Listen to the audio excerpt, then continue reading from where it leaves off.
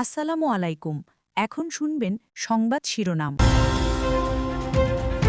Dengue পরিস্থিতি আরও ভয়াবহ। একদিনেই 12 জনের মৃত্যু, হাসপাতালে ভর্তি প্রায় 750। বিলম্বে চিকিৎসার কারণেই বাড়ছে প্রাণহানি, বলছেন রোগ তত্ত্ববিদ। পিআরএন নামে ফ্যাসিবাদ কায়েমের ষড়যন্ত্র চলছে। অভিযোগ বিএনপি নেতাদের। এলডিসি উত্তোলন স্থগিত রাখতে জাতিসংঘে চিঠি দিতে সরকারের প্রতি আহ্বান। যদি আমরা অব্যাহতভাবে এগিয়ে যেতে চাই, যে নতুন বাংলাদেশের স্বপ্ন আমরা দেখছি। আয়োজনে অন্তর্বর্তী সরকারের উপর আস্থা আছে 70% মানুষের। জরিপ ইনোভেশনের। পিআর কি জানে না 56% জনগণ।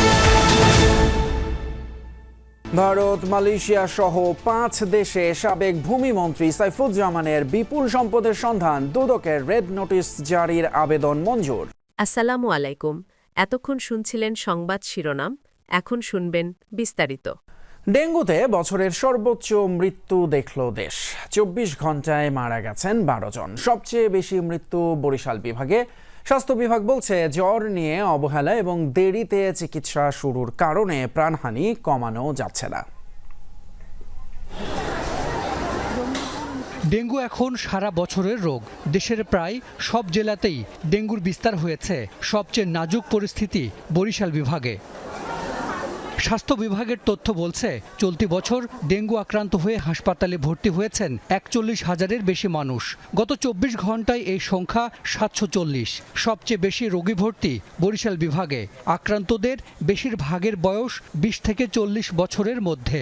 NS1 এর ক্ষেত্রে আমরা বলি জ্বর আসার প্রথম 3 দিনের মধ্যে আসতে হবে। এখন কেউ যদি 4 নম্বর দিন বা 5 নম্বর দিনে NS1 টেস্ট করে এবং তার নেগেটিভ আসে এবং সে যদি মনে করে তার ডেঙ্গু হয়নি, তাহলে তো ডায়াগনোসিস হবে না।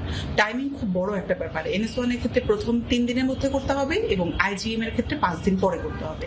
আক্রান্তের সঙ্গে বেড়েছে মৃত্যুও। 24 ঘন্টায় 12 মৃত্যুর মধ্যে 5 জন বরিশালে ও 5 জন ঢাকায়। স্বাস্থ্য বিভাগ জানিয়েছে, এবছর ডেঙ্গুতে প্রাণ হারিয়েছেন 179 জন।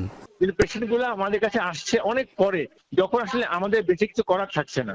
বাইরে কোথাও না কোথাও চিকিৎসা নিয়ে আমরা হাতে মাত্র 1 দিন বা 2 দিন সময় পাচ্ছি এখানে, এবং অত্যন্ত মুমূর্ষ অবস্থায় আসছে এবং এর ফলে আমাদের করণীয় খুবই কম থাকছে। তো এটা আমরা চেষ্টা করছি যে যত তাড়াতাড়ি সম্ভব রোগীদেরকে হাসপাতালে আনয়নের জন্য, জ্বর হওয়ার পরপরই। রাজধানীতে ডেঙ্গুতে মৃত্যু সবচেয়ে বেশি দক্ষিণ সিটি কর্পোরেশন এলাকায়। স্বল্পোন্নত দেশের তালিকা এলডিসি থেকে বাংলাদেশের এখনই উত্তরণের সময় আসেনি বলে মনে করে বিএনপি। ব্যবসায়ী নেতাদের সাথে বৈঠক শেষে বিএনপির স্থায়ী কমিটির সদস্য আমির খসরু মাহমুদ চৌধুরী অর্থনীতি, ব্যবসা, বাণিজ্য এগিয়ে নেওয়ার স্বার্থে এলডিসি উত্তরণ স্থগিত রাখার পক্ষে মত দেন। যদিও ব্যবসায়ী নেতারা জানান, পুরনো স্থগিত নয়, বরং প্রস্তুতির জন্য 3 বছর সময় চান তারা। জামায়াতের আমিরের সাথে বৈঠকের পর এবার বিএনপি মহাসচিবের সাথে বৈঠক করেন বিজিএমই সভাপতি সহ দেশের শীর্ষ ব্যবসায়ী নেতারা। রাজধানীর গুলশানে বিএনপি চেয়ারপারসনের কার্যালয়ে এই বৈঠক হয়।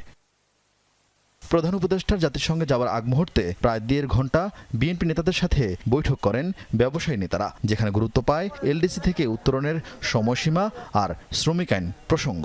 বিনিয়োগ, ব্যবসা, বাণিজ্য যদি আমরা অব্যাহতভাবে এগিয়ে যেতে চাই, যে নতুন বাংলাদেশের স্বপ্ন আমরা দেখছি, তাহলে এই মুহূর্তে এলডিসি গ্র্যাজুয়েশনটা আমাদের স্থগিত রাখার জন্য সবার আমরা আলোচনা করেছি। এই মুহূর্তে স্থগিত রাখার প্রয়োজনীয়তা আছে। গত 8 বছরের নানা প্রক্রিয়া আর একাধিক মূল্যায়ন শেষে 2026 সালের 24 নভেম্বর এলডিসি থেকে বের হবে বাংলাদেশ, এমন সিদ্ধান্ত জাতিসংঘের।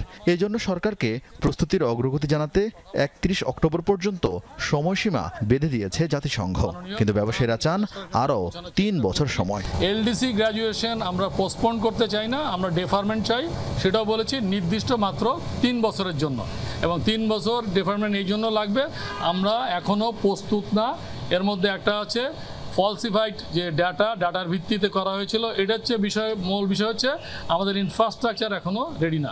এছাড়া 20 জন নিয়ে কলকারখানায় ট্রেড ইউনিয়নের প্রস্তাবে আপত্তি ব্যবসায়ীদের। 20 জনের ট্রেড ইউনিয়নে রেজিস্ট্রেশন দিয়ে দেওয়া হয় এবং একটা শিল্পে সর্বোচ্চ 5টা রেজিস্ট্রেশন দিয়ে দেওয়া হয়, তাহলে শিল্প টিকবে না। এদিকে মালয়েশিয়া, ভারত সহ 5টি দেশে ক্ষমতাচ্যুত আওয়ামী লীগ সরকারের পলাতক ভূমিমন্ত্রী সাইফুজ্জামান চৌধুরীর অবৈধ সম্পদের তথ্য পেল দুদক।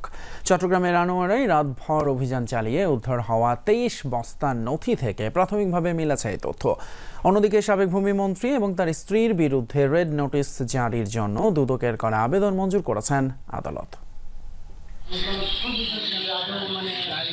বস্তা ভর্তি এসব নথি রাখা হয়েছিল লুকিয়ে, যাতে আড়াল করা হয়েছিল বিভিন্ন দেশে সাবেক ভূমিমন্ত্রী সাইফুজ্জামান চৌধুরীর হাজার কোটি টাকার সম্পত্তির হিসাব। রিমান্ডে 2 সহযোগীর দেয়া তথ্যের ভিত্তিতে চট্টগ্রামের আনোয়ারায় 3 দিন ধরে অভিযান চালায় দুদক। সাবেক ভূমিমন্ত্রীর স্ত্রী রুখমিলা জামানের গাড়ি চালক ইলিয়াসের প্রতিবেশী ওসমানের বাড়িতে শনিবার রাতভর অভিযানে বেরিয়ে আসে 23 বস্তা নথি। পাওয়া যায় কম্বোডিয়া, ভিয়েতনাম, থাইল্যান্ড, মালয়েশিয়া ও ভারতে থাকা বিপুল অবৈধ সম্পদের তথ্য। অভিযানের নেতৃত্ব দেয়া দুদকের উপপরিচালক মশিউর রহমান জানান, সব তথ্য এখনও যাচাই করে দেখা সম্ভব হয়নি। ইন্ডিয়াতে 3টা সম্পদ, মালয়েশিয়ায় 2টা সম্পদ, থাইল্যান্ডে 4-5টা সম্পদ, এরকম অল্প অল্প করে আছে। তার মানে তার শুধুমাত্র যে 4টা দেশে রয়েছে তা না, আরও নতুন করে 4-5টা দেশের সন্ধান আমরা পেয়েছি। তার মানে বিশ্বের বিভিন্ন দেশে তার সম্পদগুলো ছড়ায় ছিটায় আছে। প্রাথমিকভাবে সব দেশে সম্পদ কেনার তথ্য, ট্যাক্স নথি, বাড়ি ভাড়ার ভাউচার সহ বিভিন্ন ধরনের তথ্য পেয়েছে দুদক, যা গোপন করা হয়েছিল সাইফুজ্জামানের ট্যাক্স ফাইল থেকে। এদিকে 120 কোটি টাকার ঘুষ গ্রহণের অভিযোগে সাবেক ভূমিমন্ত্রী সহ 20 জনের বিরুদ্ধে আরও 3টি মামলার অনুমোদন হয়েছে বলে ঢাকায় এক ব্রিফিংয়ে জানান দুদক মহাপরিচালক। সাইফুজ্জামান চৌধুরী কর্তৃক বিদেশে মুদ্রা পাচার তথা মানি লন্ডারিং এর তথ্য প্রমাণ উক্ত ডকুমেন্টে রয়েছে মর্মে প্রাথমিকভাবে দেখা যাচ্ছে। অনুসন্ধান টাস্কফোর্স 23 বস্তায় রক্ষিত ডকুমেন্টস পর্যায়ক্রমে পর্যালোচনা করে সুনির্দিষ্ট তথ্য প্রমাণ দুর্নীতি দমন কমিশনে উপস্থাপন করবে। কোটি টাকা আত্মসাতের অভিযোগে দুদকের করা মামলায় সাবেক ভূমিমন্ত্রী ও তার স্ত্রীর বিরুদ্ধে ইন্টারপোলে রেড নোটিশ জারির আবেদন মঞ্জুর করেছেন আদালত। চট্টগ্রাম মহানগর অতিরিক্ত দায়রা জজ আদালত 2 এর বিচারক আব্দুর রহমান এই আদেশ দেন। দুদকের আইনজীবী জানান, এই টাকা বিদেশে পাচার করে সম্পদও কেনা হয়েছে। এখন সেই সম্পদের মালিকানা হস্তান্তর করা হচ্ছে। অর্থ ফেরত আনার জন্য উদ্যোগ গ্রহণ করেন, সাথে সাথে তিনি ওই প্রপার্টিগুলো ট্রান্সফারের জন্য বিভিন্নভাবে স্টেপ নিচ্ছিলেন। এই তথ্য যখন দুর্নীতি দমন কমিশনের কাছে ক্লিয়ার হয়, তখন দুর্নীতি দমন কমিশন তার এই ট্রান্সফার যাতে করতে না পারে, সেজন্য আজকে আমরা ইন্টারপোলের মাধ্যমে রেড নোটিশ জারির আবেদন করেছিলাম। এর আগে 2 সহযোগীর কাছে পাওয়া নথিতে সিঙ্গাপুর, সংযুক্ত আরব আমিরাত, যুক্তরাজ্য ও যুক্তরাষ্ট্রেও সাইফুজ্জামানের বিপুল অবৈধ সম্পদের তথ্য পেয়েছিল দুদক। তানজিম শাফিন, যমুনা নিউজ, ঢাকা। রাজধানী গুলশানে ইস্টার্ন হাউজিংয়ে একটি ফ্ল্যাটের মালিক ব্রিটিশ এমপি টিউলিপ সিদ্দিক শেখ পরিবারের রাজউকের প্লট দুর্নীতি মামলার 4র্থ দিনের সাক্ষ্য গ্রহণের শুনানিতে এমন নথিপত্র দাখিল করেন জব্দ তালিকার সাক্ষীরা। রোববার ঢাকার 4র্থ বিশেষ জজ